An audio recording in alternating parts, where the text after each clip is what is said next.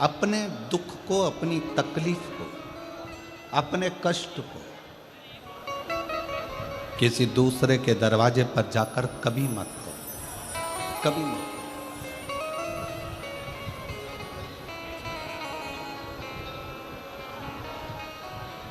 अपने दुख को, अपनी तकलीफ को शिव जी के मंदिर में जब एक लोटा जल चढ़ाने के लिए जाओ, जब शिवालय में एक लोटा जल लेकर जाओ, जल चढ़ाते समय पंचाक्षर षडाक्षर मंत्र का जाप, श्री शिवाय नमस्तुभ्यम का जाप करो। और जब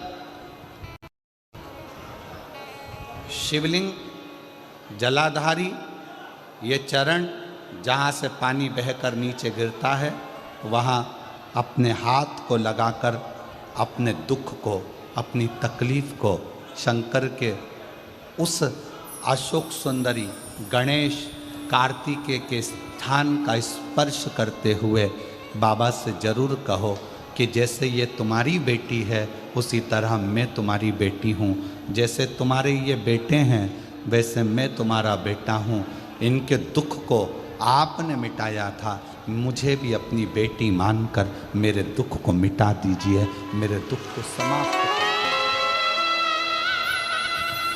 किसी से मत कहो पर शिव से कहो, शंकर से।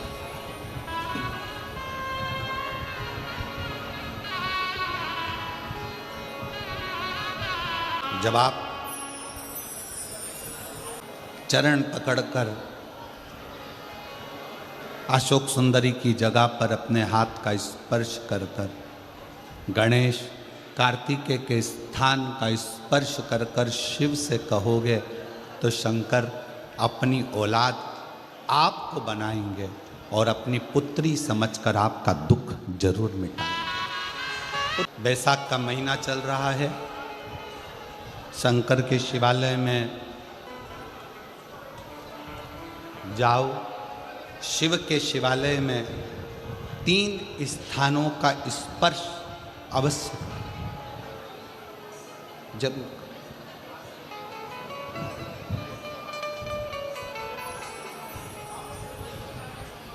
किसी किसी मंदिर में शंकर जी के शिवलिंग को छूने नहीं देते, जैसे दक्षिण साइड में, साउथ में। तो अपने ही घर में जो शिवलिंग है उसके 3 स्थानों का स्पर्श अवश्य करें। समझिए,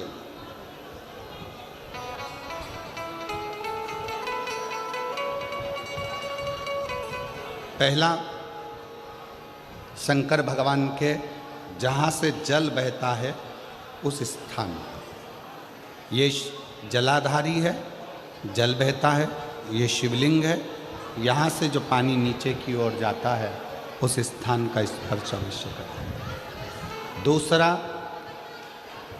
शिवलिंग का जो गोल भाग है उस गोल भाग में कहीं पर भी अपनी हथेली का स्पर्श अवश्य करें।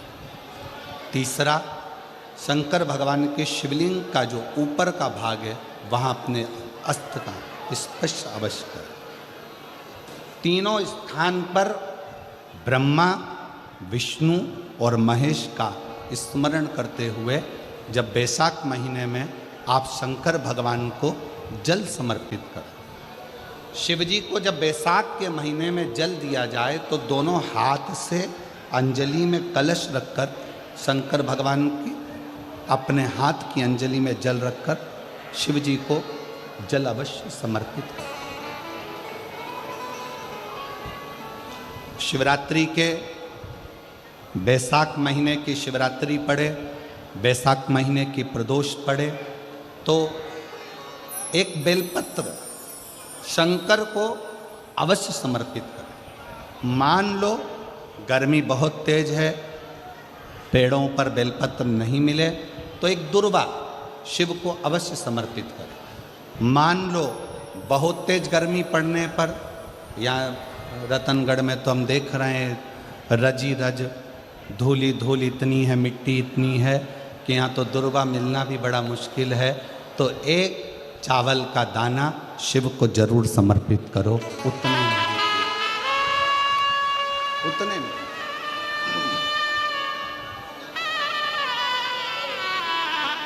और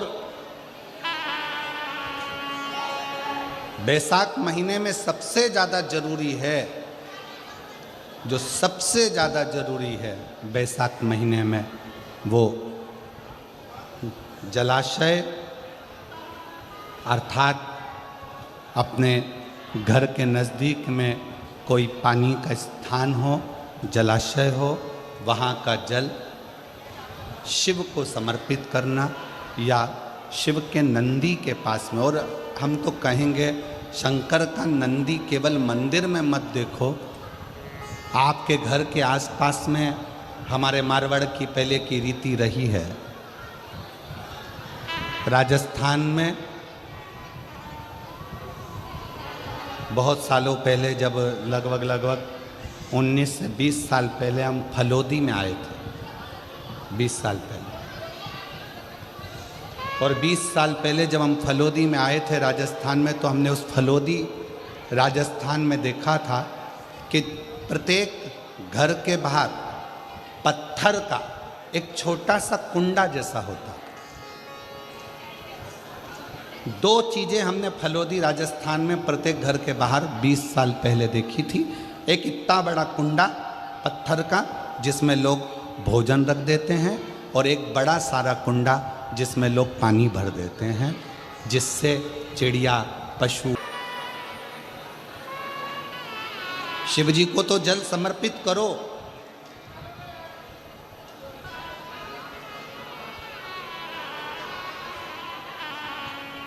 साथ में कोई जीव का भी अगर कल्याण हो जाए आपके एक लोटा जल से, तो उसको भी जल दीजिए, उसको भी।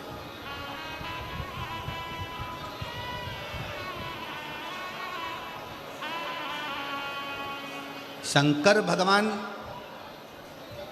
भगवान ओघड़दानी शिव, जिनका चढ़ा हुआ जल केवल मात्र स्पर्श, आचमन, दर्शन आपका और हमारा कल्याण कर देता।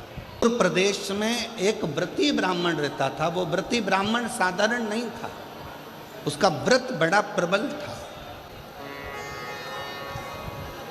व्रत का मतलब ये नहीं होता कि आप भूखे रहो।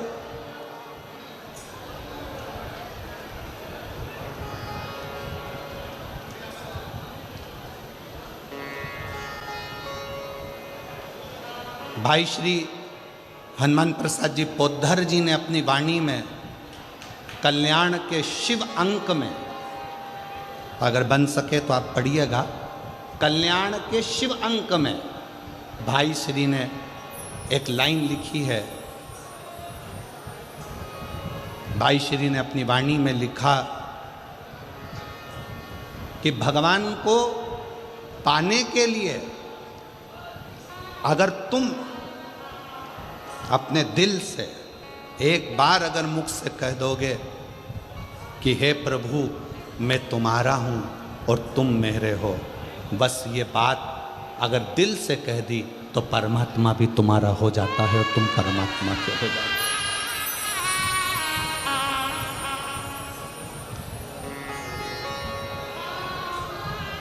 हो। जरूरी नहीं कि उपास करोगे तो भूखे रहना पड़ेगा। व्रती का मतलब क्या होता है? व्रती का मतलब क्या है?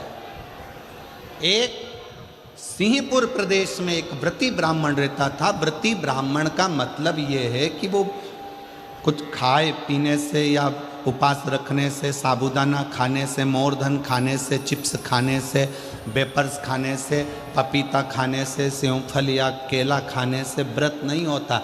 व्रत का मतलब है कि तुमने एक नियम बना लिया कि मैं रोज अपने घर से एक लोटा जल लेकर शंकर के मंदिर जाऊंगी, या आपने कोई नियम बना लिया कि मैं 15 मिनट शंकर का भजन करूंगी, या नियम बना लिया राम नाम, कृष्ण नाम, शिव नाम जपूंगी, ये तुम्हारा व्रत हो गया। तुम व्रती हो गए। ये व्रत तुमने धारण कर लिया।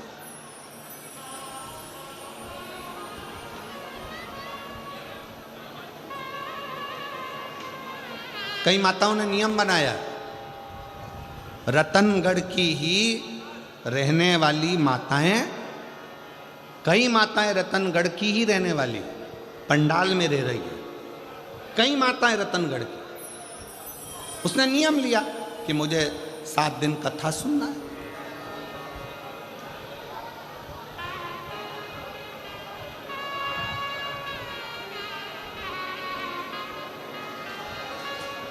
उसका नियम था, व्रती है। व्रत करने का मतलब यह नहीं है कि तुमने उपवास करा, कुछ खाया पीना छोड़ दिया, कुछ खाना पीना छोड़ दिया तो भगवान तुमसे प्रसन्न हो जाएगा। शिव महापुराण की कथा कहती है, शंकर भगवान की कथा कहती है, यहाँ शिव पुराण कहती है कि आपका एक व्रत, कुछ भी अपनी जिंदगी में एक संकल्प, एक नियम ले लो, शिव पूरा कर देगा। व्रती हो गया। एक ब्राह्मण रहता था, बड़ा व्रती था, महाव्रती।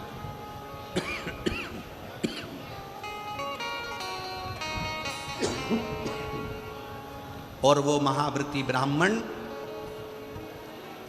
उसकी पत्नी और उसकी बेटी बहुत सुंदर थी। देवलोक की अप्सराएं उसके सामने फीकी थी। ब्राह्मण को ना पत्नी गिनती थी, ना बेटी गिनती थी,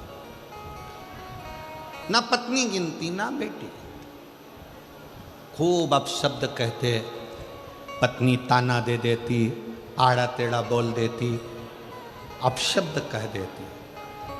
शिव महापुराण की कथा कहती है, तुम्हारे बच्चे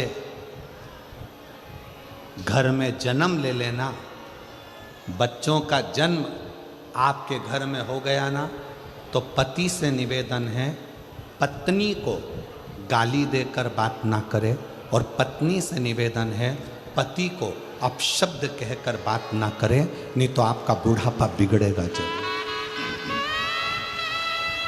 बुढ़ापा जरूर बिगड़ेगा। कारण क्या है?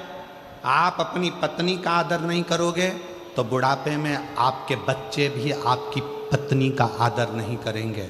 आप अपने पति का आदर नहीं करोगे तो बुढ़ापे में आपके बच्चे आपके पति का आदर नहीं करेंगे, और तुम दोनों का बुढ़ापा धीरे धीरे धीरे धीरे बेकार हो जाएगा। बेकार। सम्मान करो। अपने बच्चों के सामने कभी मत कहो कि तेरी माँ में अक्ल नहीं है। भले वो पढ़े लिखी नहीं है, भले उसने BA MBA नहीं करा, भले उसने CA नहीं बनी, भले वो डॉक्टर नहीं, इंजीनियर नहीं,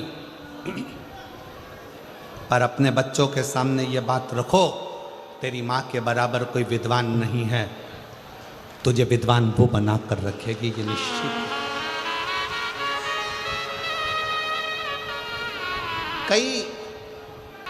कई माता पिता अपने बच्चों के सामने अपने को ऊंचा दिखाने के चक्कर में अपने पिता को अपशब्द कर, तेरे बाप में तो अकल नहीं है, रत्ती भर की अकल नहीं है, बच्चों के लिए कमाते बन नहीं रहा, यहाँ वहाँ घूमता रहता है, तेरा बाप तो पगला है। इस तरह के शब्द जब हम अपने बच्चों के सामने कहते हैं तो बच्चों की दृष्टि में पिता का मान घटते जाता है। कई पिता अपनी पत्नी के लिए कह देते हैं, तेरी माँ में अकल नहीं है, गंवार है, इसका पूरा खानदान बेकार है, पढ़े लिखे तो है नहीं, पूरे ढोर हैं, अकल नहीं है। हम अपने बच्चों के सामने जब पत्नी को इस तरह का शब्द कहते हैं, बच्चों की दृष्टि में वो माँ का सम्मान घटते जाता है। करेंगे, नाम जाप करेंगे, स्मरण करेंगे तो थोड़ी ना थोड़ी अड़चन बीच में आएगी, आती है। और उसमें घबराना नहीं है। उस अड़चन में अपन को घबराने का काम नहीं है। एक बड़ा सुंदर व्याख्यान वर्णन है। मान लो किसी काम के लिए आप बहुत दिनों से लगे हुए हो और वो कार्य पूर्ण नहीं हो रहा, बहुत दिनों से लगे हो, मेरा ये कार्य होना चाहिए, मेरा ये कार्य होना चाहिए, मेरा ये कार्य होना चाहिए, और नहीं हो रहा। तो शिव महापुराण का एक बड़ा सुंदर सा भाव कहा, बहुत सुंदर सा भाव वर्णन किया कि बेलपत्र का जो नीचे का जो भाग होता है, बेलपत्र के जो नीचे का जो भाग है, इस नीचे के भाग में थोड़ा सा गाय का घृत, देसी गाय का थोड़ा सा घी घृत इस नीचे के भाग में लगा लेना चाहिए। ये उनके लिए भी है जो बहुत दिनों से कोई कार्य करना चाह रहे हैं पर हो नहीं रहा, बहुत दिनों से लगे हुए हैं, आज होगा कल होगा परसों होगा, कोई फाइल अदालत में अटकी हुई है, कोई प्रशासनिक कार्य अटका हुआ है, कोई कार्य अटक रहा है, उसके लिए बहुत जरूरी। नीचे की जो डंडी है उसमें घृत लगा लो, घी गाय का, और इस 2 पत्ती और बीच की पत्ती के बीच का जो डंडी का भाग है, बीच की जो डंडी का भाग है, इसमें लाल चंदन लगा लीजिए, बीच के भाग में लाल चंदन। और किसी भी